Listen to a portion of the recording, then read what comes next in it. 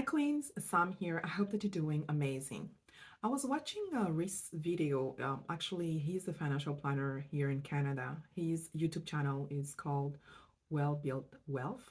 And he did a video recently that is called Retiring with a Pension Total Game Changer. And it's a little bit like half an hour watch video, a great video if you live in Canada and you have a pension, whether it is defined benefit or defined contribution, and you may looking at leaving the company or you're retiring with that pension. I think that video will be a great video for you to watch because it covers different aspects of the defined contribution and the defined benefit pension. And so that made me actually start you know uh, thinking about what I actually did when I left my previous employer about 4 years ago. And so, with my previous employer, I was with them for 10 years, approximately 10 years, and they had a defined contribution pension. Actually, they used to have a defined benefit, but the year that I was actually hired, they changed that, and all the new employees from that year on were on the defined contribution. And the reality is like with the defined contribution, the employer has less responsibility when it comes to guaranteeing a pension for their employees when they actually retire. So the onus is on the employee to making sure that you actually put that money in the right investments for you, so you can expect to, at least hope to have something decent in that pension when you actually retire. And so when I left that employer, I was contacted by the investment company that they used, and they were asking me what I wanted to do with that defined contribution pension. And at the time, I had three options, and Reese covers that in his video as well. So the first pension was to keep the pension with them and essentially keep that with the same investment that I've had with them. And it will be converted into what we call locked in retirement accounts or a LIRA, but the investment in there will stay the same essentially. And so the second option was to convert the pension into an annuity. An annuity, it's, I guess, similar to a defined benefit pension in the sense that you give the annuity company like a set amount, and then they'll tell you, from age 65 onward, how much they'll be paying you each month. And so the third option was for me to just, take the money from the pension company, convert into a lira as well, and then I get to decide what I wanted to invest that money into. So one thing that was, I guess, like a plus for me when I actually got the paper from them, it was essentially that the entire pension was going to be converted into a locked-in retirement account if I were to take it for myself. Like there was no portion that needed to be taxed, because sometimes you have that. It might happen more often for defined benefit where they will tell you that you can actually roll a certain portion into a lira, and then a smaller portion usually will be paid to you in cash, and that will be taxed. So depending on your income, that could push you in pretty high tax range. And here in Canada, we pay a lot of taxes, all the way into the 50%, depending on which province you're actually living. So nobody wants to have to pay too much taxes. But for me, whether I was keeping the lira with the pension company or I was actually taking the investment account with me, the entire thing was going to be rolled into a lira, so no portion that was actually taxed. So now you wonder, which option did I go with? So you can pause here, you can let me know in the comments, knowing me, which actually option I decided to go with, and then come back to the video. But I'm gonna carry on in the meantime. I went with option three. I went with option three for few reasons. So first of all, of course, I was, like I just said, it was a good thing that I was not getting any additional money that I was going to be taxed, because that same year I switched to another employer. So I didn't have any break in my employment. I just continue making money pretty much at the same salary level that I had. The other thing was essentially that the pension did not have, like if I were to keep the pension like with the investment company, there is no survivor benefits, right? So in the sense that, or like if I were to also convert into annuity, or maybe for the annuity there is that option, but I just felt like it just made sense for me to just take go with the third option and take that investment and invest it, you know, based on my own risk profile, because I've already been doing it for many years with my personal investment, and it worked out well for me. So I'm just gonna take it and do it myself. So the survivor benefits for me was important. As you know, I'm a single mother. I have three young kids that I'm raising by myself. So I do not have a spouse right now.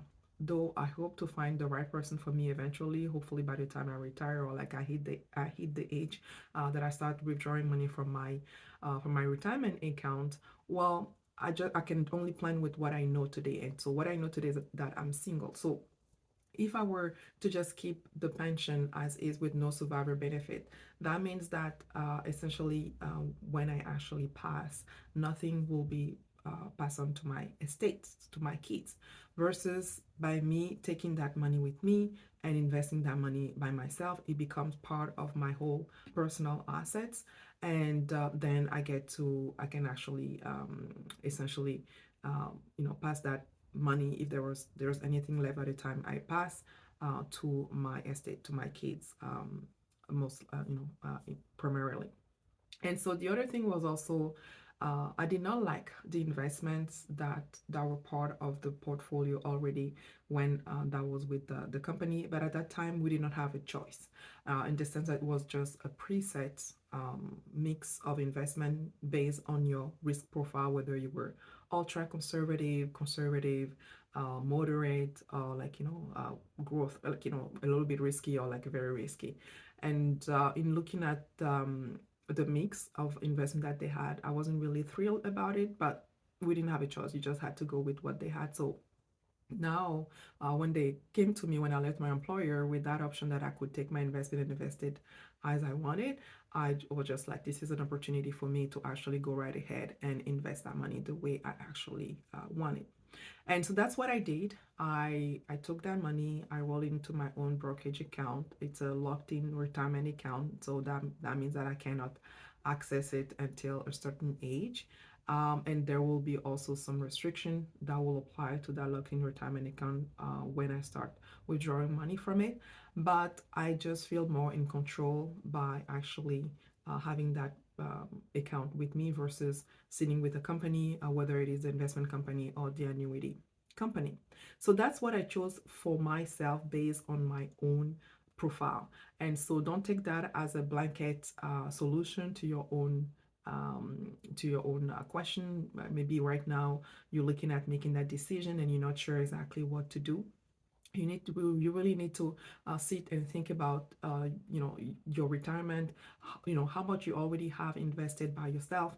Are you going to be having like a defined benefit pension with the next employer that you're going with, which is the case that I have right now.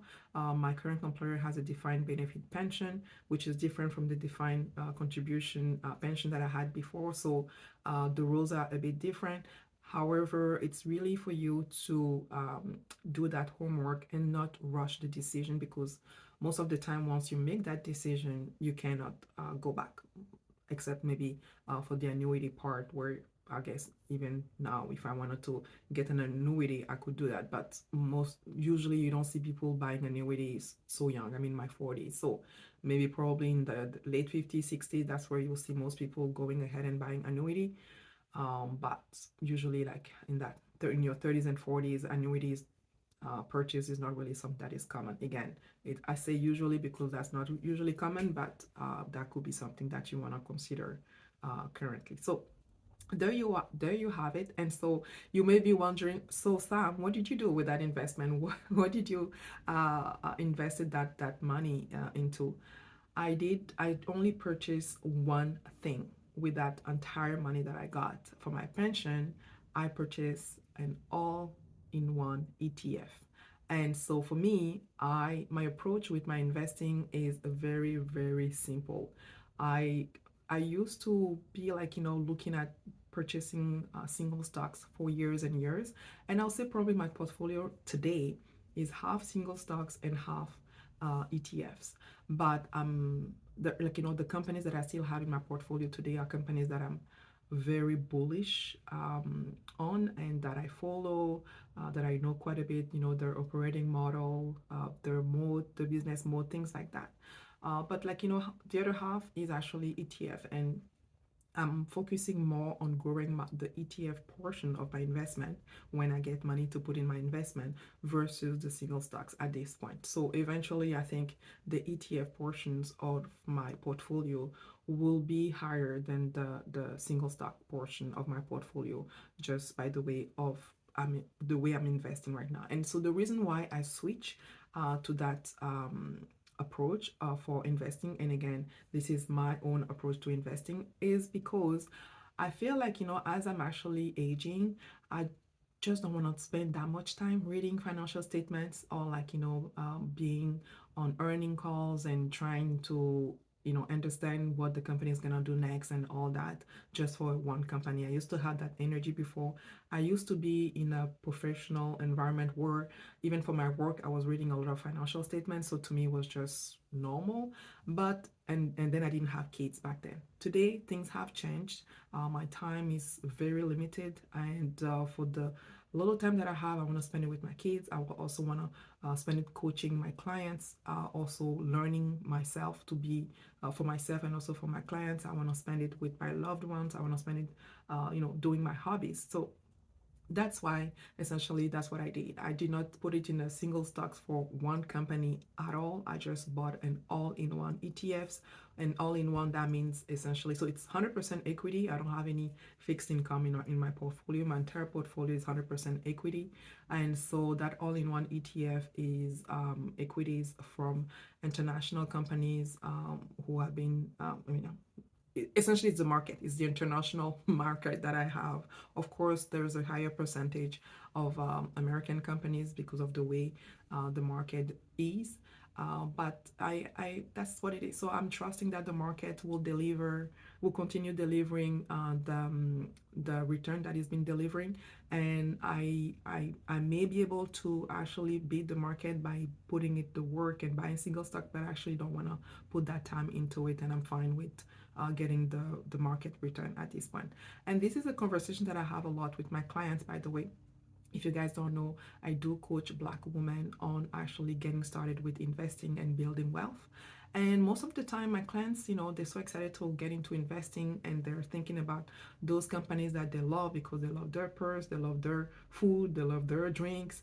But can you really go from not investing to being so diligent at reading financial statements, understanding all of those financial notes, all of everything that comes with it, understanding those financial ratios, what that means, how they compare to their peers, how they're doing with the industry. It's a lot. It's a lot that goes into buying a single stock. Is it impossible? No. But is it where you want to put your time into? You have to make a decision for yourself, right? So, and I say, nothing is preventing you from buying single stocks, but maybe that might not be where you want to start your investing journey. I think, getting something that is low cost, diversified, um, low fee index fund, whether it's ETF. I'm not really into mutual funds because they have usually higher fee. But like, something like an ETF could be a good foundation, a very good foundation to your investment portfolio.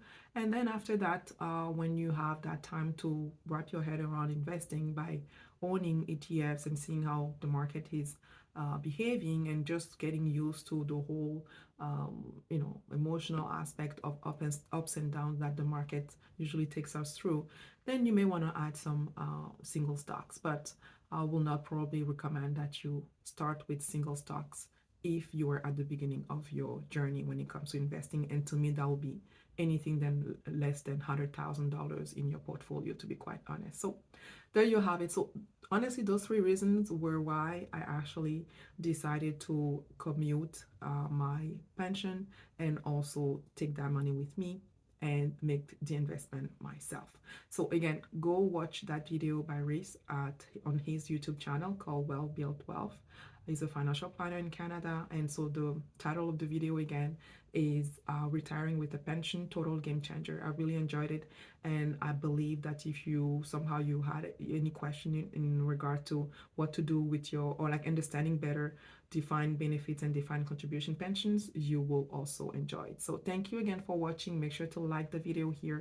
Make sure to subscribe. Share this video with anyone that you think might actually benefit from it. And until next time, keep on building wealth. Bye bye.